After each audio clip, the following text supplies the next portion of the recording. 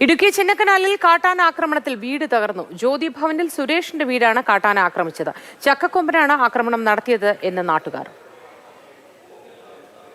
വിവരങ്ങളുമായി ജെയിനിസ് രാജു ചേരുന്നു.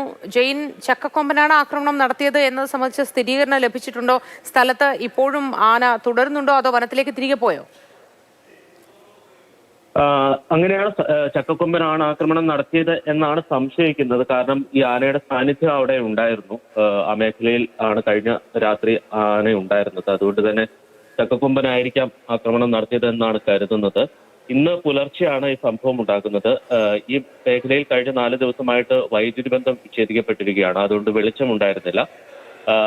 ചിന്നക്കനാൽ സിംഗുകണ്ടം സ്വദേശിയായിട്ടുള്ള അമുത സുരേഷിന്റെ വീടിന് നേരെയാണ് ആക്രമണം ഉണ്ടായത്. ഈ സമയത്ത് വീട്ടിൽ ആരും ഉണ്ടായിരുന്നില്ല. അമുതയും ഭർത്താവും കുട്ടികളും ചികിത്സാർത്ഥം തേനി മെഡിക്കൽ കോളേജിലായിരുന്നു. അതുകൊണ്ട് വീട്ടിൽ ആരും ഉണ്ടായിരുന്നില്ല ഈ സംഭവം നടക്കുന്ന സമയത്ത്.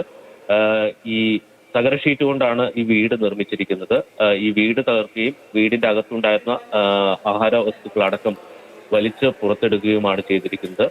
വൈദ്യുതി ബന്ധം ഇല്ലാത്തതുകൊണ്ടും വെളിച്ചമില്ലാത്തതുകൊണ്ടും രാത്രി പ്രദേശവാസികൾക്ക് ആനയെ വിരട്ടി ഓടിക്കാൻ കഴിഞ്ഞില്ല. ഇന്ന് പുലർച്ചെയാണ്, നേരം പുലർന്നതിന് ശേഷം മാത്രമാണ് ആനയെ ആ ഭാഗത്തുനിന്ന് മാറ്റിയിരിക്കുന്നത്. ഇപ്പോൾ RRT അടക്കമുള്ള സംവിധാനങ്ങൾ അവിടെ എത്തിയിട്ടുണ്ട്. ആനയെ ആ ജനവാസ മേഖലയിൽ നിന്ന് മാറ്റിയിട്ടുണ്ട്. പക്ഷെ നമുക്കറിയാം, ഈ 301 കോളനിയും സിംഗുകണ്ടവും എന്നൊക്കെ പറയുന്ന പ്രദേശങ്ങൾ ആളുകൾ താമസിക്കുന്നതിനോടൊപ്പം തന്നെ വന്യജീവികളുടെ സ്ഥിര സാന്നിധ്യമുള്ള മേഖല കൂടിയാണ്.